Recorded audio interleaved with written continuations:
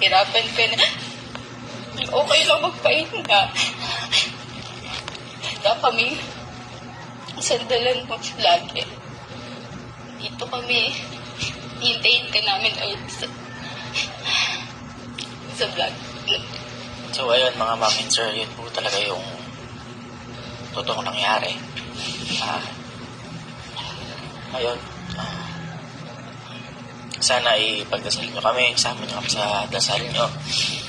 Pero hindi naman po kami mawala, andito pa rin naman po kami, kaya lang po si kuya po Namin. opo, kumbaga may upload pa rin po kami, pero si kuya po magpapahinga po muna, and kami po muna. And sana po ipagdasalin niyo po siya. Pero huwag po kayo mag-alala, darating po yung time na babalik si kuya, magiging okay, mas masaya, mas maulit. Basta dito lang mga mapin sir. Oo.